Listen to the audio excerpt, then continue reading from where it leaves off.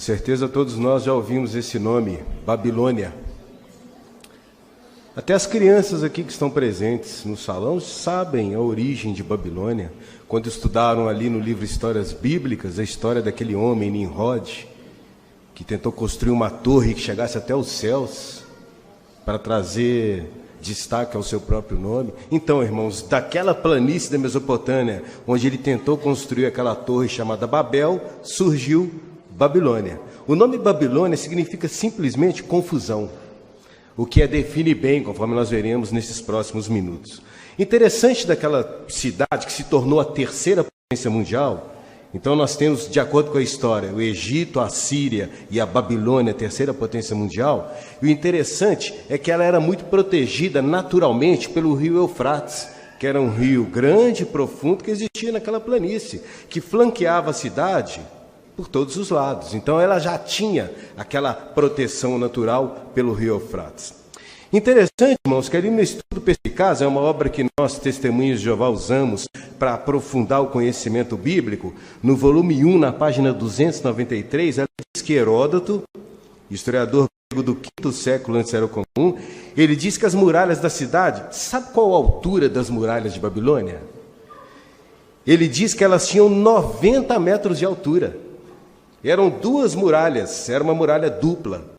Então, quer dizer, 90 metros de altura, 26 metros e meio de espessura.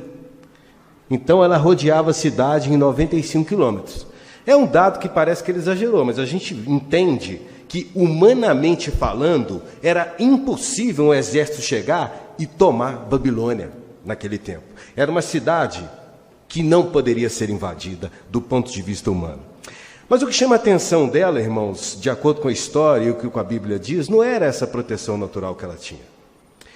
Babilônia era um lugar extremamente religioso. Então os irmãos imaginam, era o centro comercial e industrial daquela ocasião, daquela época, 7º, 6º século antes da Era Comum. Além disso, era uma cidade que estava à frente do seu tempo. Os irmãos já ouviram falar de uma das 8ª maravilhas do mundo antigo, que eram os jardins suspensos de Babilônia? É, uma arquitetura avançada ao seu tempo. Além disso, o destaque maior de Babilônia, irmãos, sabe o que era? A sua religião, a sua forma de adorar. Para os irmãos terem uma ideia, quando os arqueólogos foram lá escavar o que era a antiga Babilônia, eles encontraram só dentro das muralhas de Babilônia 1.380 templos e capelas, sendo que a maioria dedicada a apenas um deus, Marduk, que a Bíblia chama de Merodach, que era o principal deus que eles adoravam.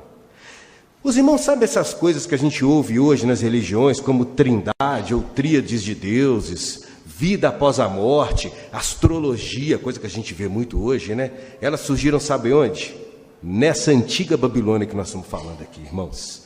Tanto que Nabucodonosor, que foi o principal líder que existiu na Babilônia, para tudo que ele tinha que tomar uma decisão, ele usava astrologia, ou a posição das estrelas. Então, o ponto maior é que Babilônia era um lugar extremamente religioso. Então a gente imagina, né, uma potência mundial naqueles dias, impossível de ser invadida. A gente já chama atenção para o ponto desse discurso, irmãos. Humanamente falando, era impossível que aquela potência mundial deixasse de ser potência ou fosse tomada por uma sucessora. Mas o que nós vamos analisar é as coisas quando Jeová quer que elas aconteçam. E Jeová quis que Babilônia deixasse de ser uma potência mundial. Irmãos, numa noite do dia 5 para o dia 6 de outubro de 539, antes da Era Comum, numa noite, Babilônia deixou de ser a potência e foi tomado pelo próximo exército, ou próxima potência dupla, que foi a Média e a Persa. Mas como é que isso aconteceu, irmãos? Ciro, que era o capitão ali dos dois exércitos, ou o comandante, ao norte da cidade, ele desviou o rio Eufrates por um lago artificial. Então as águas baixaram. Naquela noite, irmãos, eles estavam em plena festança. Eles estavam usando cálices sagrados tirados lá do templo de Jerusalém para a festança que eles estavam tendo lá dentro. E Jeová não gostou. E numa só noite, ela foi invadida. O seu rei em exercício, que era Belsazar, foi assassinado. E naquela noite, numa única noite, porque Jeová quis, Babilônia deixou de ser a potência mundial e sumiu do mapa. Jeová falou que ninguém nunca mais construiria e moraria naquela Babilônia, ou naquele local físico que existiu essa Babilônia. Isso aconteceu? Irmãos, no Iraque, a 80 quilômetros ao sul de Bagdá, que é a capital do Iraque, estão lá apenas ruínas, restos do que sobrou dessa antiga Babilônia. Por que a gente começa o discurso citando essa antiga Babilônia, irmãos? Porque existe uma muito maior em operação hoje. Para a gente entender o tamanho dessa Babilônia que existe hoje, essa antiga potência mundial é uma amostrinha grátis, como se diz no popular, fichinha, perto dessa que existe hoje. Eu vou convidar os irmãos para abrir em Apocalipse. Por favor, pegue sua Bíblia, nós vamos abrir juntos aqui em Apocalipse, no capítulo 17. Uma vez que você fizer isso, pode deixar sua Bíblia aberta, que nós vamos considerar aí muitos versículos dentro desse capítulo 17. Então, vamos ver aí como seria, de que Babilônia é essa que nós estamos falando.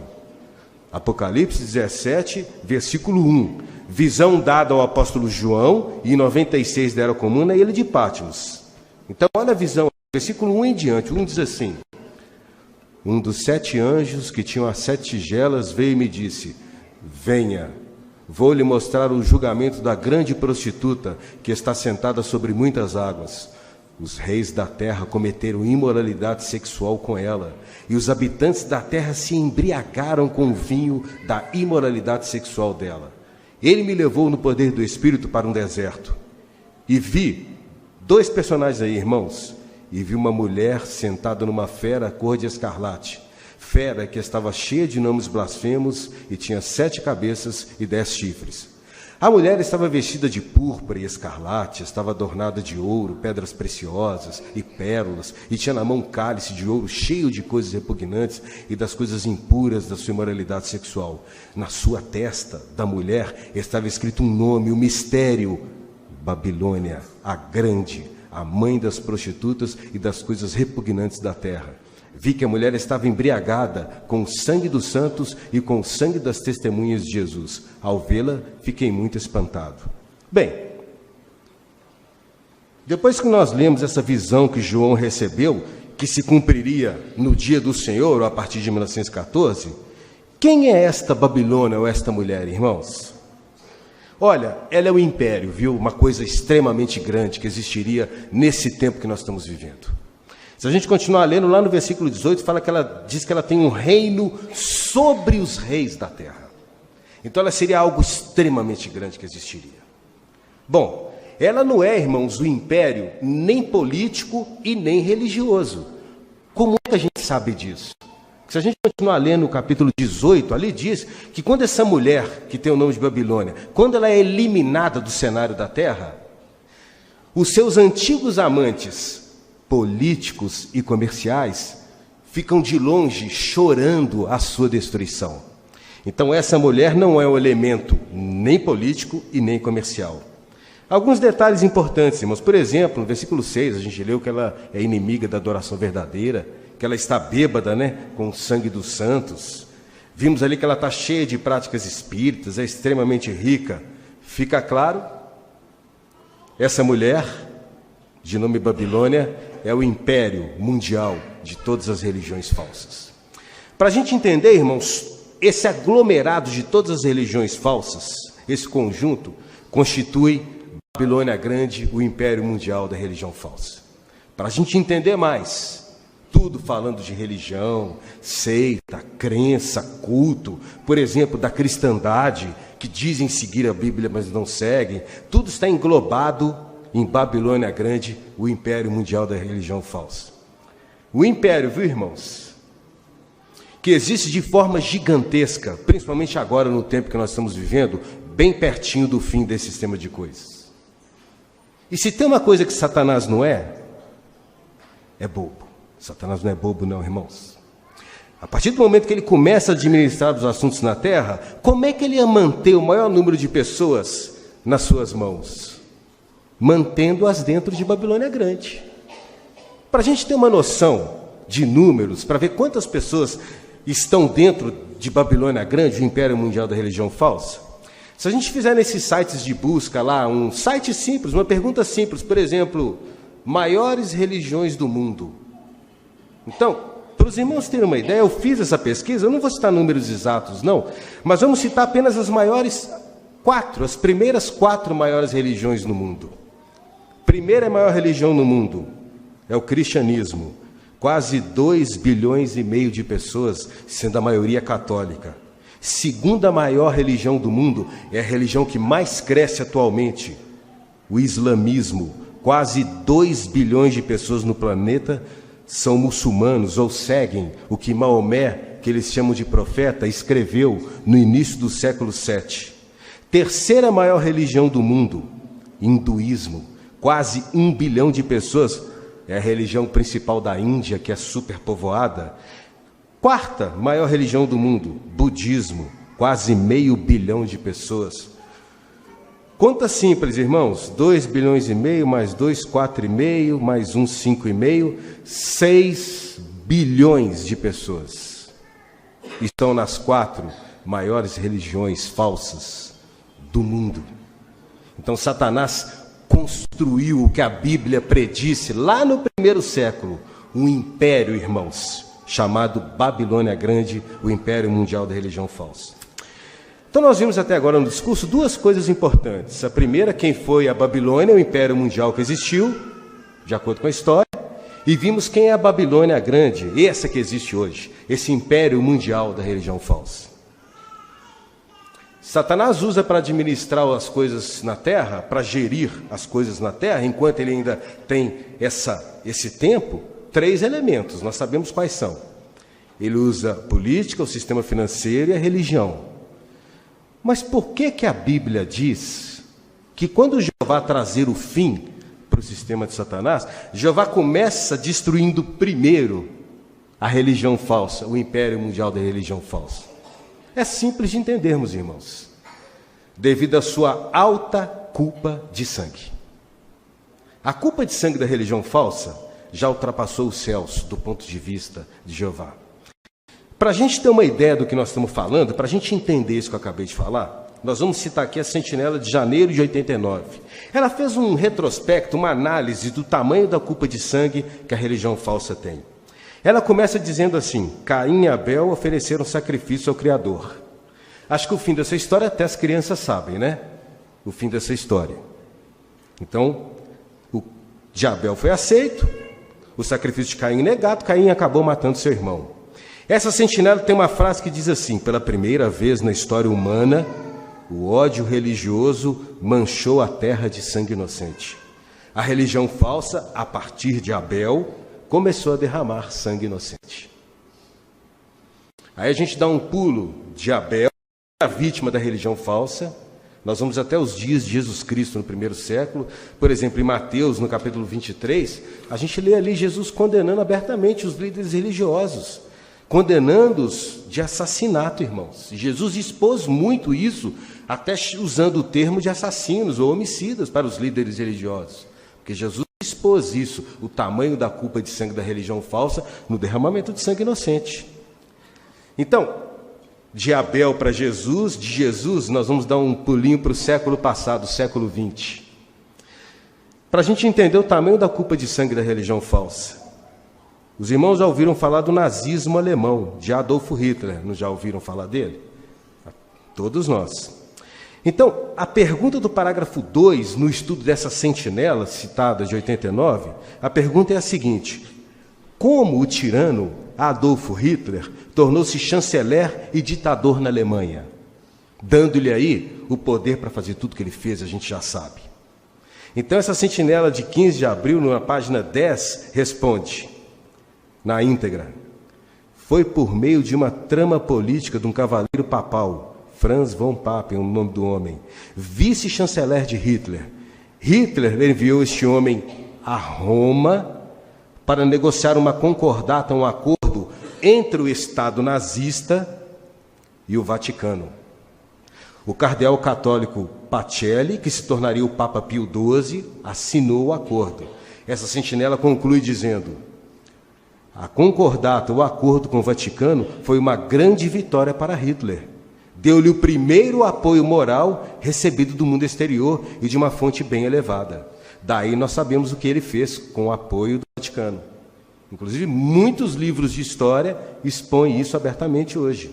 Se não tivesse havido o namoro entre o Vaticano e o nazismo, talvez tivesse poupado ao mundo a agonia de milhões de soldados e civis mortos pela guerra, de 6 milhões de judeus assassinados, e mais precisamente aos olhos de Jeová, milhares de suas testemunhas que sofreram grandes atrocidades e muitas morreram em campos de concentração.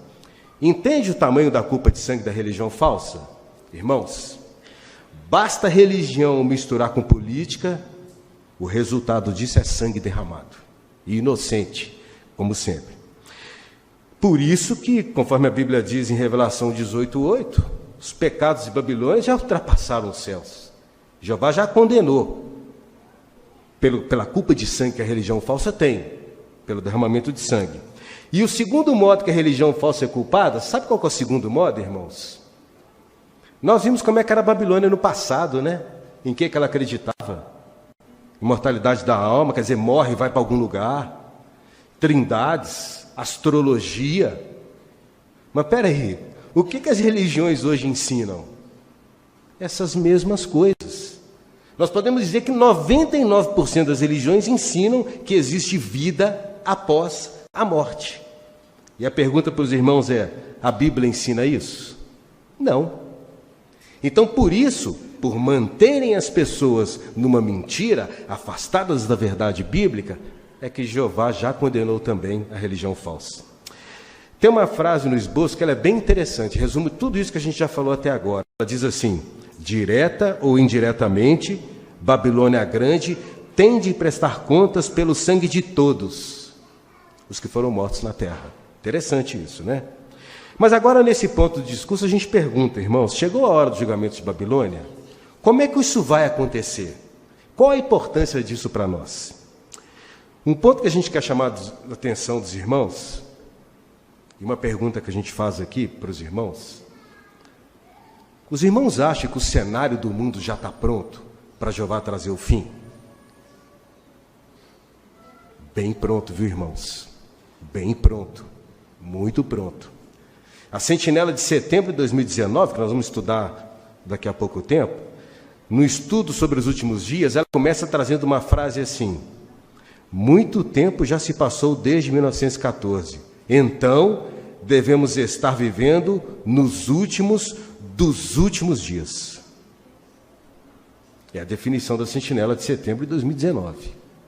Agora, como isso dará? Como será o fim da religião falsa? Como será o processo de Jeová eliminar o sistema de Satanás da terra? Nós vamos recorrer novamente a Apocalipse, no capítulo 17. Então, versículo 1, para a gente relembrar, vamos ler novamente do que se trata esse capítulo. Então, 1 diz assim: um dos 7 anjos, que tinha 7 tigelas, veio e me disse: venha, vou lhe mostrar o julgamento da grande prostituta, que está sentada sobre muitas águas. No versículo 3, nós vimos 2 personagens, né? Lendo ele novamente, ele me levou no poder do Espírito para um deserto e vi, primeiro personagem, uma mulher sentada numa fera cor de escarlate, que estava cheia de nomes blasfemos e tinha 7 cabeças e 10 chifres. Essa fera, então, é o segundo personagem que nós vimos. A mulher aqui, Babilônia Grande, nós já identificamos claramente, o império mundial da religião falsa. Quem que é essa fera, irmãos? Sobre quem a mulher está sentada. Vamos entender quem ela é, versículo 9.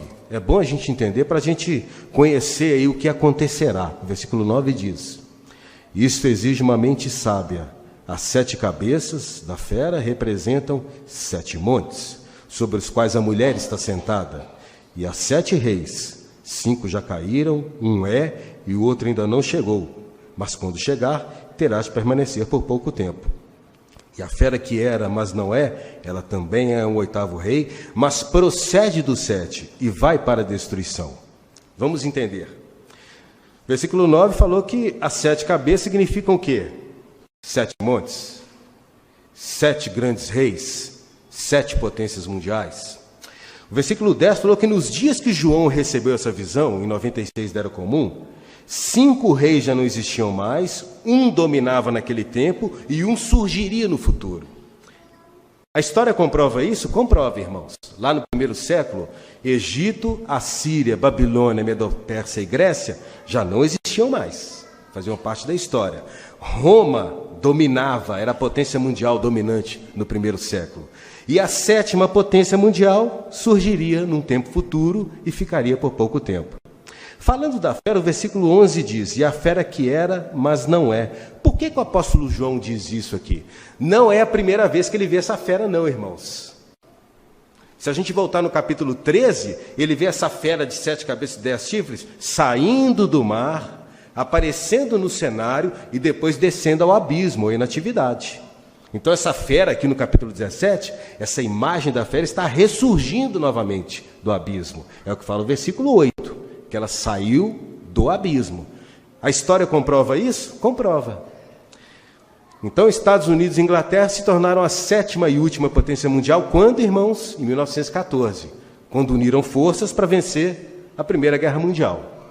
Quando a Primeira Guerra Mundial foi vencida, eles viram a necessidade de um órgão neutro, competente, do ponto de vista deles, para administrar paz e segurança na Terra. Então, em janeiro de 1920, eles deram vida, inventaram a Liga das Nações, com o objetivo de trazer paz e segurança para a Terra. Mas a Liga das Nações perdeu força no início da década de 30, quando o mundo entrou na Segunda Guerra Mundial. Então ela deixou de existir, foi completamente extirpada, eliminada. Mas, novamente, a 7ª cabeça, Estados Unidos e Inglaterra, venceram a Segunda Guerra Mundial. Aí sim, irmãos, em outubro de 1945, eles ressurgiram, fizeram a fera renascer. Fundaram a ONU, a Organização das Nações Unidas, com sede em Nova York. E essa fera, esse elemento político, simboliza, então, a ONU, Organização das Nações Unidas. Interessante que o que ela vai fazer, ela é comparada aqui a um 8º rei, né? Então, o que ela vai fazer com o apoio de 10 chifres e de toda a política do mundo? Versículo 16 é o fim de toda essa história. Versículo 16 diz, os 10 chifres que você viu e a fera odiarão a prostituta. Eles a deixarão devastada e nua, comerão a sua carne e a queimarão completamente no fogo. Olha, porque Deus pôs no coração deles o desejo de executarem o pensamento deles, sim, de executarem o pensamento do único deles, dando à fera o reino que possui, até que as palavras de Deus se cumpram. Essa mesma sentinela de setembro de 2019 explica isso que nós acabamos de ler. E ela explica da seguinte forma: para destruir a grande prostituta, Jeová vai usar os 10 chifres de uma fera cor de escarlate. A fera representa as Nações Unidas. Os 10 chifres representam os governos que apoiam as Nações Unidas. No tempo certo de Deus, esses governos vão ficar contra a Babilônia a Grande. Eles a deixarão devastada e nua, vão tomar posse de suas riquezas e vão expor as coisas erradas que ela fez. A destruição será tão rápida que vai parecer que aconteceu num só dia. Ela continua, depois de uma proclamação de paz e segurança feita por líderes mundiais e possivelmente apoiada por líderes religiosos, o mundo entra no dia de Jeová, também conhecido como Grande Tribulação, a maior tribulação da história da humanidade, dia que começa com a destruição total da religião falsa. Dia que, abreviado, nos levará ao seu clímax, conhecido como Armagedon, onde Jeová, no Armagedon, acabará com o que restar do sistema de Satanás, principalmente seu sistema político e comercial. No dia que nós ouvirmos o anúncio, irmãos, um anúncio milagroso, feito pela mão poderosa de Jeová, conforme nós lemos, ele motivará os 10 chifres, toda a política do mundo para executar essa função. No dia que nós ouvimos o anúncio que o mundo não tolera mais nenhuma religião, ou as religiões falsas, nós sabemos que começou o dia de Jeová, e ele começou a julgar o sistema de Satanás. Um dia memorável que nós nunca vamos esquecer. E é um dia, irmãos, que apresenta um cenário pronto, que pode acontecer a qualquer momento. Um dia, uma data que nós vamos lembrar para os restos das nossas, de preferência, eternas vidas. Será lembrado para sempre, assim como o dia 17 do segundo mês do ano 2370, antes da Era Comum.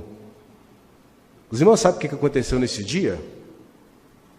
Dia 17 do segundo mês do ano 2370, antes da Era Comum, é um dia também que está na obra Perspicaz, foi o dia que Noé entrou na arca e começou a chover. Gênesis 7,16. Nesse dia, irmãos, Jeová deu um basta, um chega naquele sistema de coisas. Gênesis 7,16 diz ali que não foi Noé que foi lá e pregou a porta da arca, não. Ali fala que Jeová fechou a porta da arca. Chegou um tempo que para Jeová deu, bastou, acabou. E ele fechou a porta da arca, e o impossível do ponto de vista humano, que era chover, passou a acontecer a partir desse dia. E quantas pessoas sobraram? Só Noé e sua família, 8 pessoas. E aqui está a lição que nós tiramos, irmãos, nesses minutos finais. No dia que Jeová fechou a porta da arca, só existiam 2 lugares para uma pessoa estar: dentro ou fora da arca. Não tinha outro lugar. Quem estava dentro sobreviveu, quem estava fora morreu. Não adianta a pessoa que estava lá fora, não começou a chover, pegar um barquinho, não. É a mão de Jeová que estava ali trabalhando. Existe uma arca espiritual hoje? Existe. Conhecido como paraíso espiritual. Sabe como é que ela é composto, irmãos? Reuniões como essa, de portas abertas, congregações com anciãos, que estão aqui treinados, preparados para resolver qualquer questão que qualquer pessoa tenha entre ela e Jeová. Esse é o caminho, de uma forma amorosa, tratando cada pessoa como propriedade de Jeová. Nós temos aí o JW Library, jw.org, congressos maravilhosos, visitas de superintendentes de circuitos que nos instruem e nos colocam dentro dos padrões da organização de Jeová, um escritório aberto lá em São Paulo. Isso chama-se paraíso espiritual. Isso vai existir sempre? Os irmãos sabem que não. Nós já estamos sendo preparados para isso. Porque no dia que Jeová começar a executar o sistema de Satanás, como se diz no popular, vai sobrar para nós também, irmãos. E vai ser o ponto de estarmos definidos. E é uma questão de posicionamento. Então, no dia que Jeová fechar a porta dessa arca espiritual que existe hoje, onde é que eu vou estar? Só tem 2 lugares para eu estar também. Ou dentro ou fora. Se eu estiver dentro do paraíso espiritual, dessa arca espiritual, Jeová vai nos salvar milagrosamente. Mas se eu estiver fora, como diz a sentinela, essa mesma sentinela de outubro de 2019, ela traz uma frase que nós teremos no estudo da sentinela, ela diz assim: lembre-se que depois que a grande tribulação começar, vai ser tarde demais para as pessoas decidirem servir a Jeová. Talvez não vai dar mais tempo. Assim como aquela pessoa que ouviu Noé pregar décadas, não tomou posição. Aí ela falou: chover, aqui chover? Nunca choveu. Como é que vai chover? Esse camarada é louco, está construindo uma arca, pondo tudo quanto é animal lá dentro. Olha aí, irmãos, num dia Jeová foi lá, acabou com tudo. E o mesmo vai acontecer hoje. E a certeza que nós teremos de que Jeová começou a julgar o sistema de Satanás é quando nós ouvimos essa notícia milagrosa, que os líderes do mundo não aceitam mais as religiões falsas. Irmãos, é novidade isso que nós estamos falando nesse tema, nesse esboço? Não.